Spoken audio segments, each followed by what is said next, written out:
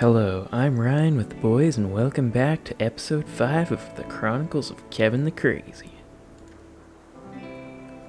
With their first snowfall, they decide it's time to reap the benefits of the heat from the steam geyser by connecting it to their living accommodations, allowing heat from the steam geyser to travel throughout the compound. A psychic wave has swept over the valley, turning the local rat population mad.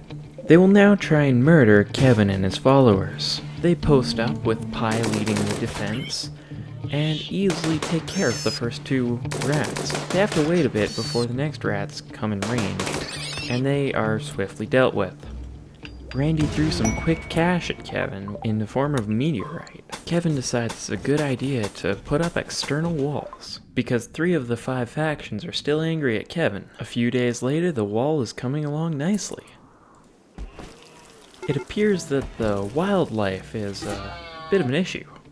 Keven doesn't want the alpacas dead because they make great pack animals, so he will come to its rescue. Keven accidentally gets into melee range with the warg, which he doesn't like, so he takes another step back so he can shoot it. And with the second volley off, the warg is down. Keven treats the alpaca's wounds. The alpaca fought quite valiantly in that fight. While laying out plans for the future base, the gang gets a call from a mathematician named Aaron seeking safety. They obviously offer him safety because that means they get to kill more people. And kill they will, using the gun turrets that they've acquired. This Aaron appears to be not that well suited for combat, but he does have good intelligence, so we'll give him a club, and the raid will commence. It appears to be only 5 tribal raiders. The mini turret hits the first raider 2 times, and that same raider is taken down by a headshot from Connor's LMG. The raiders don't have time to mourn their lost comrade because there's still hellfire raining down upon them. It appears that one of the raiders has taken cover in a part of the unfinished external wall. Pi swiftly goes to engage him in melee combat, taking him down in one swift blow. The melee squad engages their next victim. Pi lands a blow with his sword, taking him down, causing the rest of the raiders to flee. However, it appears to be Koryo's unlucky day, with Keven landing multiple headshots and Aaron closing into melee range. Keven decides to go bash his face in with a gun. This is where Koryo actually lands a hit on Keven, so Keven retreats and shoots him. Aaron then lands the final blow with his mace. After the raid, the party packs up the gun turrets for future use, then they get back to the daily life at the compound. Some bacon joined. Randy decides to kill the crops. Keven's stats are looking pretty good. A rare thrumbo appears. The rare thrumbo is basically the super animal of the rimworld. It's super big, super fast, super tanky, and super fluffy. Keven is slightly faster than the thrumbo, but using Goju's, he's much faster. Using the gun and run tactic, Keven is able to attack the thrumbo and run away and attack the thrumbo again ad nauseum until she passes out from blood loss.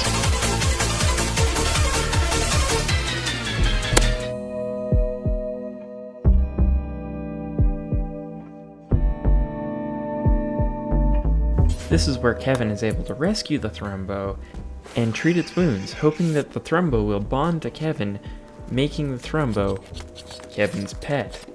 However, unfortunately, the thrumbo did not bond to Keven, which means it needs more injuries so it can be tended to more. So Aaron goes and beats up the thrumbo in the hope that Keven can then tend to its wounds and eventually have the thrumbo as a pet. Even if Keven can't get the thrumbo this way, it still is a fantastic way of obtaining better medical practice for Keven. That tending round didn't work either, so Aaron has to go and beat up the thrumbo again, but this time the thrumbo fights back. Aaron would most definitely lose a one-on-one fight with this thrumbo, so the entire party has to go aid him. Keven stays careful to not let the thrumbo hit him, because the thrumbo can do serious damage with his horn. After a hard-fought battle of the thrumbo versus the party, they do end up downing the creature with a volley from Keven's heavy submachine gun. Once again, the tending is less than fruitful for the taming of the Thrumbo. This time Connor goes to melee the Thrumbo and kills it. Thanks, Connor. But now, at least with the butchered corpse of the Thrumbo, they get to have a Thrumbo horn, one of the best melee weapons available on the rimworld. Later that night, Keven talks to Pi about how he's sad that he lost the potential of having a Thrumbo. While out on a routine hunt for meat, Keven accidentally angers a rhinoceros. Keven doesn't want to fight this rhinoceros normally, because rhinoceroses do have a tendency of killing things, so he gets Pi to aid him with taking down the massive beast. Just then some raiders show up. This time it's only 3. However, unfortunately the batteries are dead, so they won't have aid from the mini-turrets. Pi charges into battle with his new Thrumbo horn. Pi causes serious bleeding to the raider with his first slash of the Thrumbo horn, and kills him with the second. Pi then moves on to the next raider, but in the meantime Aaron takes a stray arrow from one of the raiders, downing him. But thankfully Pi kills the second raider just as fast as he did the first one. Fortunately for the final raider, he's able to escape with nothing more than a few bullet holes, and the mental scars of seeing his comrades die. With springtime rolling around, they're able to plant crops again. But unfortunately, that's all we have time for today, folks. Don't forget to dislike the video, unsubscribe, delete your comments, turn off the notification bell, and have a terrible day. Ryan out.